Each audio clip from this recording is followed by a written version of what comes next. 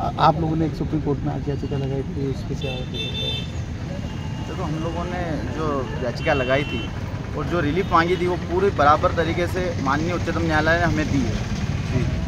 और सर्वे पर जारी रखते हुए ये टिप्पणी की गई है कि बिना हमारी परमिशन के आप लोग कोई भी डिसीजन या कोई भी रिपोर्ट हाई कोर्ट में सबमिट नहीं करेंगे और खुदाई पर पूरी तरह रोक लगा दी है।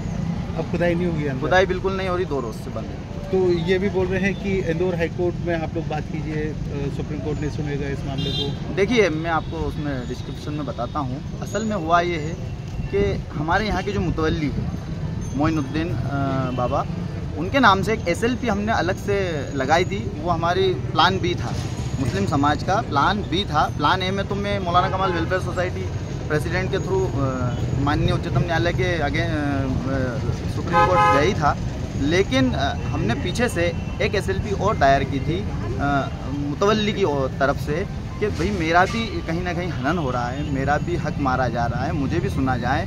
तो माननीय उच्चतम न्यायालय ने ये कहा है कि आप हाई कोर्ट जाएं।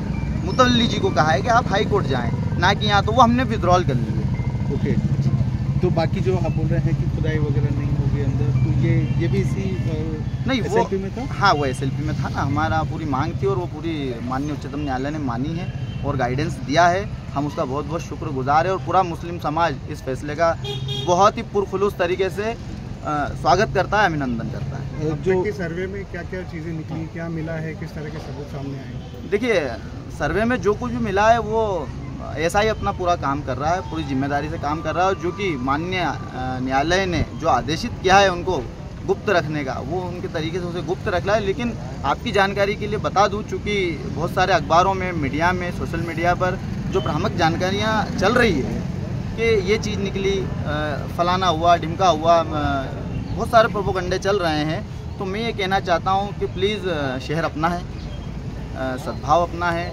ये चीज़ें तो आती जाती रहती है, होती रहती है। कोर्ट का काम करेगी, SI का काम करेंगे, समाज का काम करेंगे। लेकिन प्लीज़ इस तरह की भ्रामक जानकारी फैलाकर समाज में उत्तेजित भावनाएं ना पैदा करें। समाज को एकता से लेके चलें। आज नहीं तो कल जो भी फैसला होगा सर्वमान्य होगा। और जो चीज़ें निकल रही है वो बराबर मुस्लिम पक्ष की लगभग निकल रही है।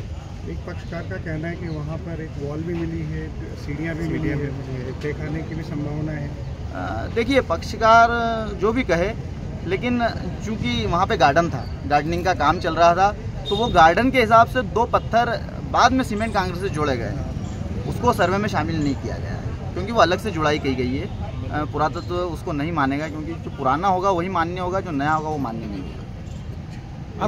आप बार बार सर्वे की रोक की मांग करें, तो आप नहीं चाहते हैं क्या इसका सच सामने आए? देखिए, ये भी एक फैलाया हुआ झूठ है सोशल मीडिया पर, और जो भी जिन तरीक़ों से फैलाया गया है। हमने कभी भी सर्वे के खिलाफ नहीं गए। हम जो नई एक्टिविटीज़ की जा रही है सर्वे के थ्रू, जो नई चीज़ें की जा रही है, जैसे खुदाई की जा रही है, नए एविडेंस पैदा करने की कोशिश की जा रही है। और सबसे मेन पॉइंट ये है कि जब माननीय न्यायालय ने 50 मीटर दायरा एक सीमित कर दिया है, तो आप 50 मीटर दायरे में ही काम करिए ना। आप मांडव की बात करते हैं, कभी किले की बात करते हैं, क्या किला और मांडव 50 मीटर के दायरे में आता है?